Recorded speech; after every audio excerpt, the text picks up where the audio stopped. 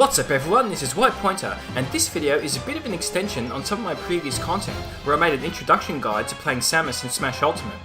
Following that video, I and other players have noticed some newer players struggling as they are trying to learn more advanced techniques without actually having the fundamentals of the game in place first. But that raises a salient question. Regardless of the fighting game you happen to be playing, when you're off in training mode, how do you actually know what you should be working on? That's what this video will hopefully help you with, and they are concepts that can apply to any fighting game. So, let's get started. Fighting games are hard, no question, and it doesn't really matter what fighting game you're talking about. Every one of them requires you to have intimate knowledge of your character and how they fare in every matchup. Every one of them requires you to learn some unique fundamentals. Every one of them requires you to learn some unique tech skills. If you truly want to get good at them, and you don't just want to be mashing buttons, they require time and dedication. How you spend your time when you're practicing then is pretty crucial, but a difficult question to answer is how do you know exactly what you should be working on? Fundamentals? Tech skill? Combos? Matchup knowledge? Should you be watching top level players play in tournaments? Should you be memorizing all the lingo and jargon? Should you be studying frame data, matchup charts, or YouTube tutorials? Well, obviously you should be watching this YouTube tutorial. Moving on. The answer is, well, you should be doing all of those things to a degree, but the most important thing you should be working on is your neutral, regardless of what fighting game you happen to be playing. And this is something that you can't really learn in training mode. Neutral encompasses a lot of different things. At a basic level, it's actually a mind game between you and your opponent. You're both trying to find holes in each other's defences, and trying to get a read on how you react depending on what you're doing. Footsies is a common term used to describe one element in neutral, which is actually throwing out deliberate air swings. Attacks that just deliberately miss, often kicks, hence the name, in order to see what the opponent does. Oh, he does that if I do this? Interesting. What if I do this? I see. Neutral extends to more than just footsies though. It can be deliberate movement towards or away from your opponent, maybe dashing back and forth, maybe using empty jumps where you don't throw out an attack, trying to bait them into a reaction. It's all about observing how they react to what you're doing, and making mental notes on what you could do to open up their defences. All the while, they are trying to get a read on you as well, and trying to pick up on your habits. Playing a fighting game competitively is as much about the mind games as it is the physical execution of your moves. The only way you can really learn neutral is to play against other humans, and there's really no way around this. Playing against the AI might seem like a good idea, and beating the game on the hardest difficulty may seem like a nice achievement, but the fact is, the AI does not play like a human. On the easier difficulties, they tend to be insanely stupid, and on the harder difficulties, they tend to button read you, meaning they often won't do much until you press a button, then they react with inhuman speed with the exact required counterplay. This means you can't read what they're doing, you can't bait them or set up traps, and you often can't punish them, because there's nothing to punish. In short, they don't behave like a normal human would at all, and it's a bad way to learn neutral. So, go to local meets and offline tournaments in your area. Sit down and play with people. Even playing friendlies can teach you a lot. After a game, you can ask the other players what you're doing wrong, what your habits are, and what you could be doing differently. I can't understate how much this can help you. If you can't do that, play online. Pretty much every modern fighting game has a robust online mode, and while yes, lag can be an issue, it's thankfully becoming rarer and rarer these days. And whenever lag is an issue, you just need to forget about that match and move on. Most games have some kind of ranked or ladder mode, and another more casual mode where you can set up rooms for other players to join.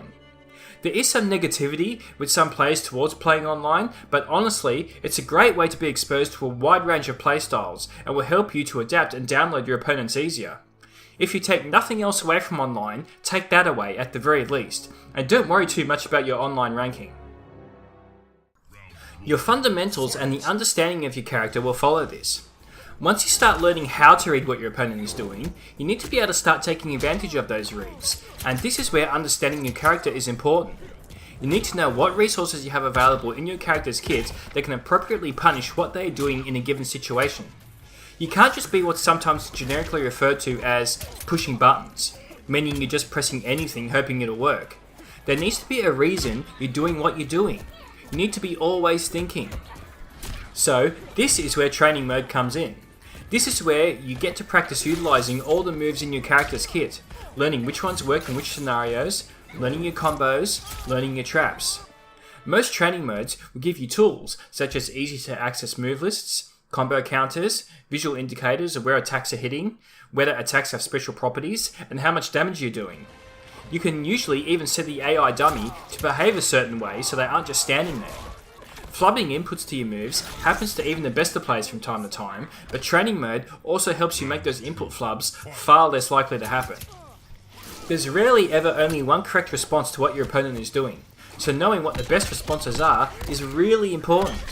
If your opponent does something, there should be 3 or 4 possible things flashing through your brain in that split second, and you need to make a snap decision based on the situation and current point in the game.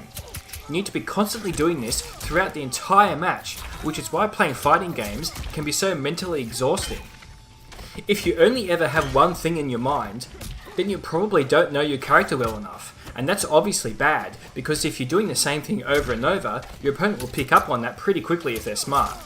And conversely, there might be multiple correct answers to a given situation, but there's also most definitely wrong answers you need to avoid. So, that then begs the question, with so much stuff to possibly work on, how do you know where you should be focusing your time? A lot of players, even some players that have been around for a while, fall into the trap of noticing they are losing, and think it's because they lack specific tech skills. They start to think, if only I knew how to do X. Then they go off to the lab and try to learn X. And while that's not necessarily a bad thing, knowing X is probably better than not knowing it, it's most likely not the reason you are losing, so you are probably not focusing your time in an optimal place. It comes back to learning your fundamentals. There's no real point learning how to do complicated tech skill X if your fundamentals are not solid. In all likelihood, you're losing because you're losing the neutral game, and you're not capitalising on your opponent's openings. When you're presented with those numerous choices in your head that happen throughout the game, you're probably not selecting the best option, or you're selecting the wrong option and being punished for it. Learn what your character's options are, and watch your opponent. And you know, it's not a black and white decision either. The response that gives you the most immediate damage might seem like the best option, but a response that does less initial damage but sets up into a situation where you could do a lot more damage off the back of it might be the more optimal play. Your decision to do so should be based off previous encounters. You did X before, they might be expecting X again, so maybe you should do Y or Z. Or maybe they aren't expecting X again, because they are actually expecting a mix-up with Y or Z. So maybe doing X again is a good idea. Then maybe throw in the mix-up after that. What did they do last time you did X? Would Z be a better punish? What if you do Z, but they have the correct response? How much damage could you take if they punish it? Nail down your neutral, and work on knowing when the best times are to move in, and when it's best to hang back and wait for your opening. It's by no means easy to stay mentally focused and keep a record in your head of how the matches have played out and what's happened in previous interactions, but this is what the top fighting game players do, and what sets them apart from the rest of us.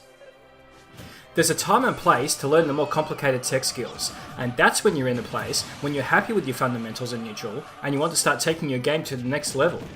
It is ironically enough when you're comfortable and regularly winning, and you want to get even better. You shouldn't be focused on learning tech skill as a response to losing, because I can almost guarantee you, you're not losing due to a lack of tech skill.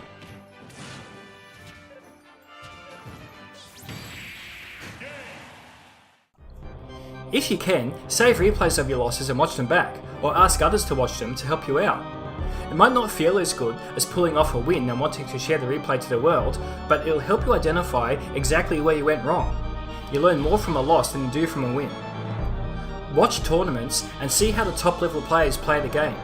You'll pick up on things you probably hadn't even thought of. And when you're watching, try to put yourself in the shoes of the players.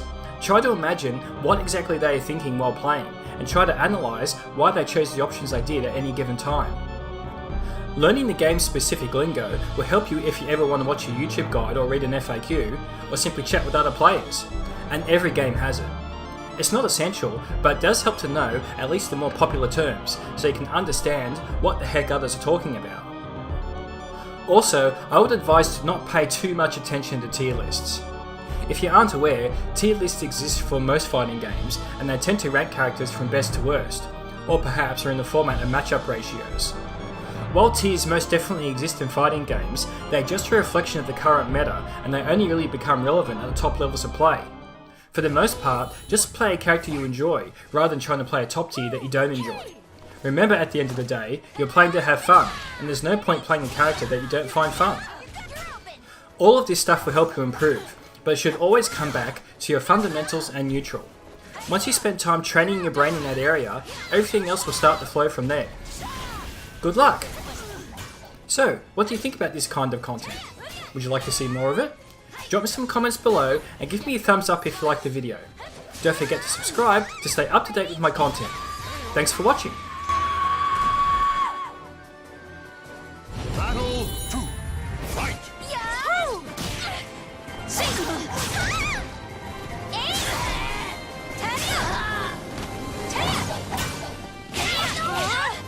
Time to die!